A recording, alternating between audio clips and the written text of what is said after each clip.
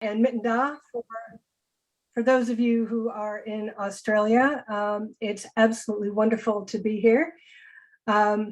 Just to clarify that in this talk, I will not be getting into the nitty-gritty of historical practices associated with Cornish witchcraft. And I also want to acknowledge that there are probably a number of people watching this who will have very differing views on this topic and might be able to add some more detail or may want to share a very differing opinion. And I absolutely will welcome that dialogue at the end. I think it's really, really important to this topic. So what I will be doing is looking at why Cornwall is having a renewed cultural moment worldwide as a site where witchcraft happens, and its growing association with a specific type of modern witchcraft practice. This short lecture is meant to provide an introduction to a contemporary trend in the international landscape of what is known as magico-religious witchcraft, where witchcraft is considered to be an aspect of someone's spiritual or religious identity. What I will discuss is a specific form of emergent witchcraft that is characterized by a use of Cornish language and folk traditions in a way that intersects with the language of Cornish ethnic difference established by the Cornish cultural revival of the 20th century. Although there have been and continue to be people who identify as witches, pagans, and Wiccans in Cornwall throughout the 20th and 21st centuries, this phenomenon, which I am and others are calling Cornish traditional witchcraft, is a distinctive movement within that wider religious demographic.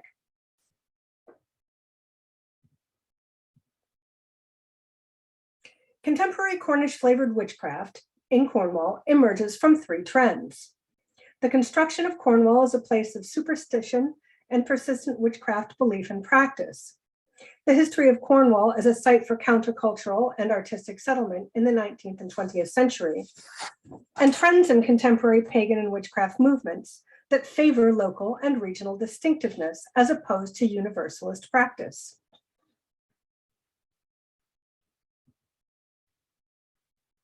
The idea that Cornwall is more prone to survivals of witchcraft is a subset of what I call magical Cornwall, or the idea that Cornwall is a place that is more affected by or attracts supernatural encounters. Within Cornwall, and certainly there is a tendency in Cornish studies and Cornish history to see magical Cornwall as completely conjured by outsiders, a romanticized archaic vision that is set apart from modern industrial Methodist Cornwall, a byproduct of the rise of tourism in the 19th century. But that's not entirely accurate. In fact, it's a combination of early native Cornish antiquarian attempts to promote a Celtic ethnic cultural distinctiveness that mingled with an outsider tourism and arts economy that embraced and marketed Cornish cultural otherness. Central to magical Cornwall is the idea that the Cornish are an indigenous people of Britain who retained older, non-English and non-Christian traditions. While for the Cornish, discourses of indigeneity formed a strategy of cultural resistance, this was also a set of beliefs that, when applied to economic and cultural colonialism, further marginalized the Cornish, leading to the continuing perception that the Cornish are culturally backward and superstitious. This view was not only attractive to tourists wanting to experience the exotic at home, it also inspired the antiquarian and folkloristic writings that have continued to drive perceptions of a Cornwall that is lost in time. The role of folklore in the rise of Cornish traditional witchcraft is especially important. Unlike other forms of witchcraft or paganism, traditional witchcraft is less concerned with constructing or building on imagined ideas of a pre-Christian religion. So, while stone circles and ancient sites still play a role in people's practice, they aren't as foundationally or symbolically important. Some may want to argue with that, and that'll be great. 19th and some 20th century folklorists attempted to capture a Cornwall that was still alive with folk practices, sometimes using sources that were centuries old to portray a culture that was unchanging and timeless. Although Cornwall has had a lot of notable native collectors, three folklorists in particular contributed to the development of contemporary witchcraft traditions: Robert Hunt, Margaret Courtney, and William Painter. I'm sure you likely know of these folklorists and their work, but I want to point out here the aspects of their work that have directly contributed to the interest and growth of witchcraft traditions linked to Cornish culture. This will clearly only be a very short commentary on their legacies. So many people know about the legendary folklore collection of Robert Hunt, the 1865 Popular Romances of the West of England, or the Drolls, Traditions, and Superstitions of Old Cornwall, which remains the classic collection of Cornish folklore. But what people really don't consider is that Hunt specifically contributed to the perception of Cornwall as a place where the supernatural lived, because that was the focus of his collection. Although his work was a huge inspiration to Robert Morton Nance and other 20th century Cornish revivalists, Hunt believed that the Cornish were particularly superstitious and that they were still, at heart, pagan Celts. As a result, his collection focused on tales of the supernatural and aspects of Cornish life and tradition, which he felt most strongly reflected pagan cultural survivals. Everything from fairy and giant stories to druidic lore, healing practices of ancient monuments, that sort of thing. Hunt believed that the Celtic Cornish were indeed primitive and prone to magical thinking as a condition of their racial makeup. Margaret Courtney was a poet and folklore collector who came from a relatively comfortable Penzance family. Courtney wrote A Glossary of Words in Use in West Cornwall in 1880 and Cornish Feasts and Folklore in 1890. Cornish Feasts and Folklore is a truly enchanting text. Unlike Hunt, the text is not focused on tales as much as it is the ritual year and customs related to it, which Courtney compiled from her own collecting efforts, earlier texts, and a wide variety of sources, including William Borlase, Hunt, newspaper accounts, and other regional folklore compilations, such as the Western Antiquary. This text has provided a lot of the raw material for contemporary cultural revivals. For example, Courtney writes of Christmas lore, such as what is now called the chalking of the mock, which is drawing a stick man on a Yule log before putting it into the fire. This has been revived as part of the Montol festival in Penzance and also features in other Yuletime celebrations in Cornwall. Here is a mock-up of a beautiful poster from the Museum of Witchcraft and Magic.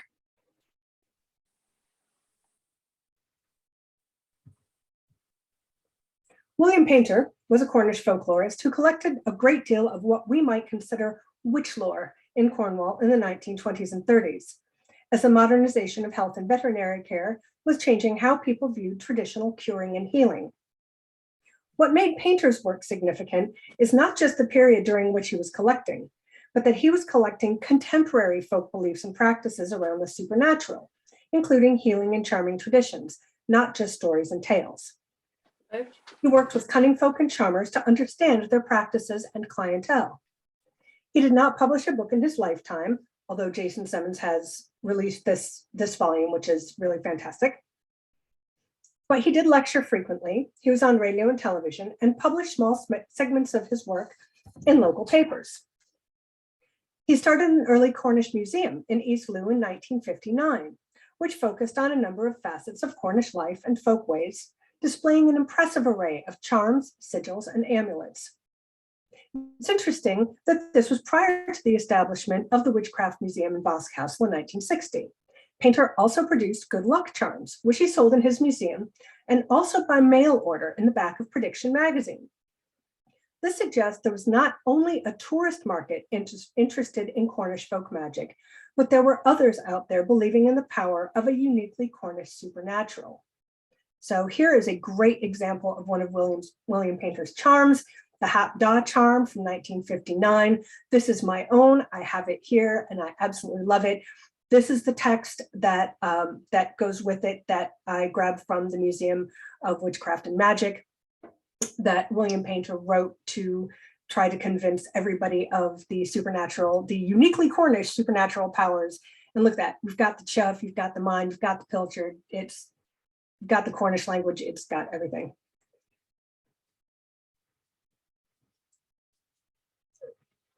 So the combination of the perceived remoteness of Cornwall, its dramatic landscapes, antiquities, and the perception of the Cornish as being an older Celtic people created an attractive locale for countercultural settlements, mostly by English incomers throughout the 20th century. Most famously, there were the artist colonies of St. Ives, Newlyn, and Lamorna, which served as alternative community magnets.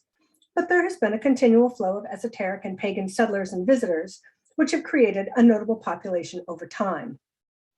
Historical examples include the pacifist woodcutters who settled in Lamorna, chronicled by Ithell Colquhoun in her book The Living Stones, Ithell Colquhoun herself, esoterically tinged artists such as Tony Doc Shields, Alistair Crowley's son, who was born in Cornwall to the granddaughter of Newlyn School artist Thomas Gotch, occult writer Colin Wilson, and of course, earth mysteries enthusiasts such as Paul Broadhurst.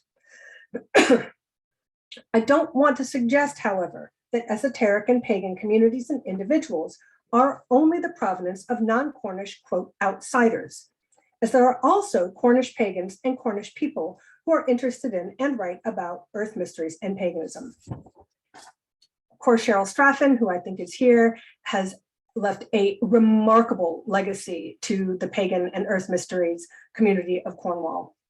It's staggering. Thank you, Cheryl. She publishes Main Manvro, and it's one example, and also the late great Cornish archaeologist Craig Weatherhill.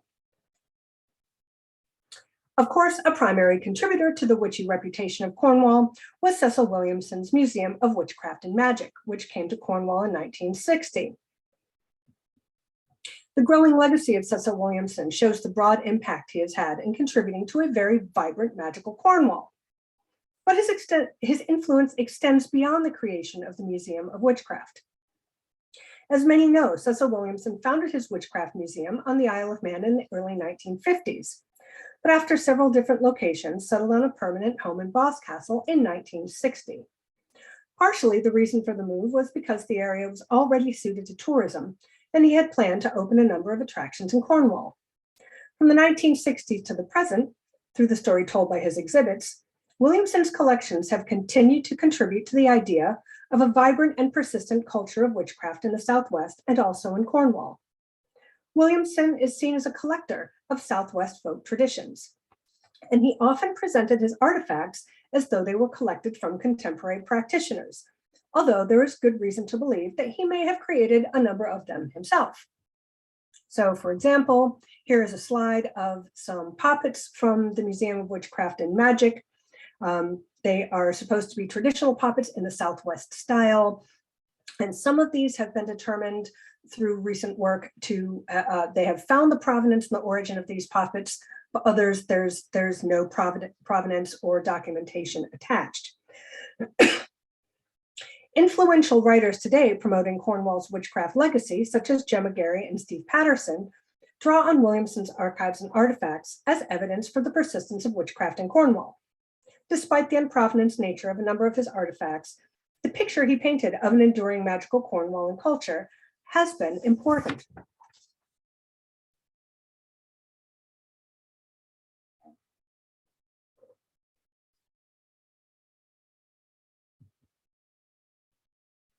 Williamson's enterprise and his unique view about the nature of witchcraft merged with a distinctive witchcraft tradition, traditional witchcraft, that arose in the 1960s as a competitor to what is frequently called Gardnerian Wicca.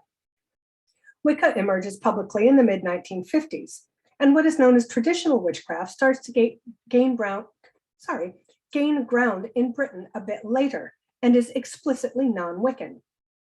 The traditional witchcraft of that time worked well with the type of witchcraft that Cecil Williamson was promoting, solitary practitioners or small groups practicing a slightly darker version of British folk magic. This was set in opposition to Wicca, which was structuring itself as a continuation of a universal pre-Christian native religion. The clan of Tubal Cain was one of the earliest and most well-known traditional witchcraft groups founded in the early 1960s by Robert Cochrane, who tragically died from suicide in 1966. After Cochrane's death, two of his coven mates founded a group called the Regency, which seems to have developed a stronger presence in the southwest of Britain and in Cornwall, with practitioners documented from the late 1960s.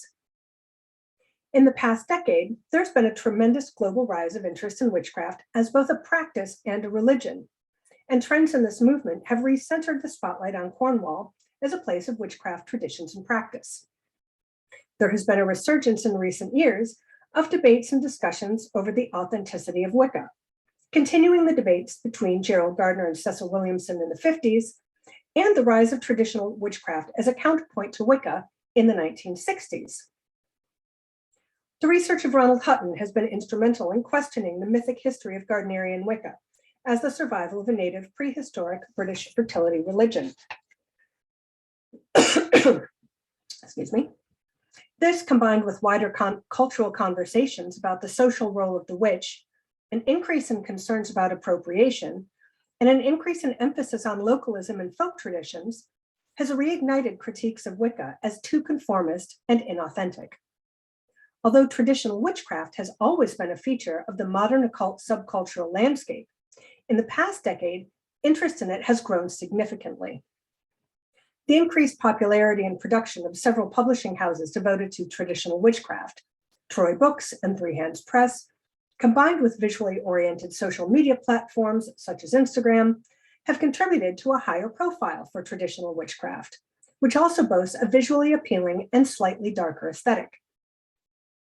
Many people today who identify as traditional witches may reject the idea that their practices are religious in nature. While some incorporate deities and seasonal festivals into their practices, others are primarily focused on operative folk magic, modeled after the magical trades of cunning men and women. Although Cornwall has become a focus for this movement, American traditional witchcraft is also growing in popularity and visibility. Traditional Cornish witchcraft is notable for its use of Cornish revivalist idioms to promote a unique set of practices that are an esoteric reading of Cornish folklore. Cornish traditional witchcraft starts emerging in the mid to late 2000s with the websites of a practitioner called Jack Daw, the pen name of Paul Radcliffe. Jack Daw's website, Chronic Dew, which in Cornish translates to Black Toad, includes a variety of very creative rituals inspired by Cornish folklore collections of the mid to late 19th century. On his website, Jack Daw draws on a variety of Cornish idioms in the development of his tradition and identity as a traditional Cornish practitioner. Excuse me. He refers to himself as a peller, a traditional name for a Cornish wise man, and uses limited Cornish language on his site. As witchcraft historian Jason Semmons has noted, it is common practice when a traditional witchcraft group is working to establish itself in a locale that they will draw on the lore of local cunning folk and local land spirits to form the lore and basis of their emerging tradition. So in Cornwall, the 19th century cunning folk couple, Tammy Blee, Thomasine Blight, and Jimmy Thomas provide a model for a Cornish cunning folk tradition, and the Bucca has emerged as a key devotional figure. The center of Jack Daw's ritual tradition lies in the worship of the Bucca as a divine androgyne, which is a creative mashup of a figure from Cornish folklore with Western esoteric and alchemical traditions. In case you don't know what the Bucca is a Cornish spirit, etymologically related to the Irish pucka and English puck, who inhabits mine shafts, fishing grounds, and other dangerous areas, and who needs to be placated by some sort of offering to ensure safety. According to 19th century folklorist William Bottrell, there were good and bad Buccas, the Bucca Dew, or the Black Bucca, and the Bucca Gwithti, or the White Bucca. Jack Daw has extended these into a set of cosmic polarities that can be reconciled in the figure of the horned Bucca. And here I've got a couple of images that contrast the different types of Bucca. So one is, the spirit who we might see as associated with being down in the mines. And then the image on the right is kind of a more cosmological image of a Bucca as a horned deity. This rendering is very similar to other deities that we might see of the Sabbatic goat, perhaps, which is the idea of the Sabbatic goat is something also found in traditional witchcraft. It comes from the 19th century French occultist Eliphas Levi.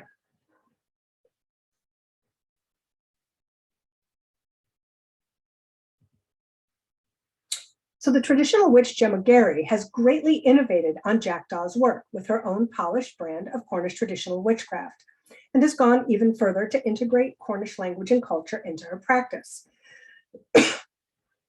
Gary is originally from Kent and claims a background in traditional craft and a relationship with Cornwall, and is greatly responsible for the spread of Cornish traditional witchcraft. Her move to West Cornwall prompted her to work more deeply with Cornish folklore traditions, inspired not only by the writings of Cornish folklore collectors and revivalists, but also by the collections of Cecil Williamson at the Museum of Witchcraft. The result is a synthesis of practices which draws on the adaptive and localizing qualities of traditional witchcraft to produce a robust and imaginative Cornish witchcraft tradition, displaying a lot of internal coherence. Gary's work also offers detailed ritual and practical resources for practitioners, which is the key to spreading the tradition.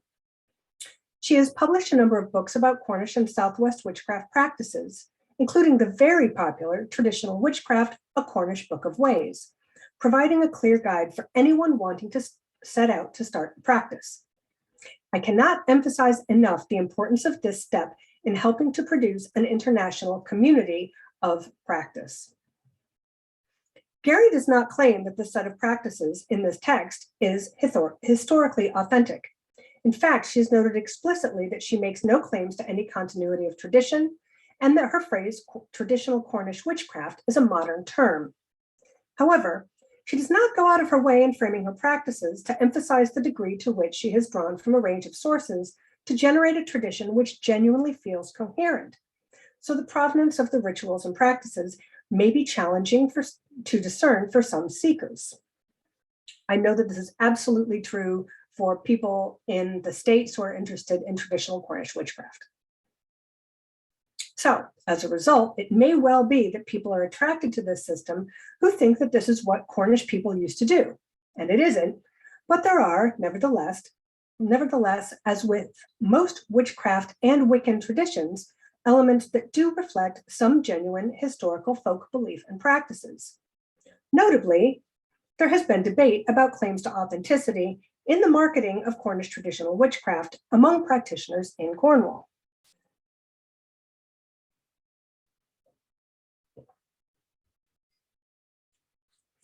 The museum and attractions sector are reinforcing the development of a distinctive Cornish witchcraft in two ways. First, by using the authoritative voice of a museum to assert a particular historical story of a uniquely Cornish witchcraft. And second, through programs and events that allow for seasonal celebrations that support some aspects of witchcraft practice and community. The acquisition of the Museum of Witchcraft, now the Museum of Witchcraft and Magic by Simon Costin, has amplified the profile of Cornwall as a historical and contemporary site for witchcraft practices. Costin has updated exhibits and produced publications and a program of calendar events that has greatly boosted international engagement with the museum. Additionally, the museum highlights and promotes the work of Gemma Gary, which helps to create a cultural feedback loop of authenticity. A newer addition to the witchcraft landscape is Steve Patterson's Cabinet of Curiosities in Falmouth. Originally designed as a pop-up museum, it now has a permanent location and seeks to promote Cornwall's esoteric history with a focus on figures such as Ithell Colquhoun, Gemma Gary, Cecil Williamson, and Doc Shields. This assists in furthering the mythos of a modern pantheon of what I like to call Cornwall's witchy ancestors that helps continue the story of witchcraft that the folklore started. Simon Reed of Penzance has done a wonderful job of promoting a Cornish Wheel of the Year, which, also inspired by the work of Gemma Gary, has culminated in a lively series of seasonal events in Penzance based on folk customs and celebrations. The Wheel of the Year is a term for the group of seasonal celebrations that was pulled together in the 1960s, inspired by medieval Irish and Welsh tales, as a way to structure the ritual calendar for both Wicca and for contemporary Druidry. Reed and Gary have effectively established a Cornish version of this ritual cycle that has become a vibrant part of the Cornish festival landscape. I'm sure many of you are familiar with the events happening in Penzance around this Wheel of the Year. It's Penzance Mayhorns. This looks amazing and I really want to go. And the Montol Festival in Midwinter.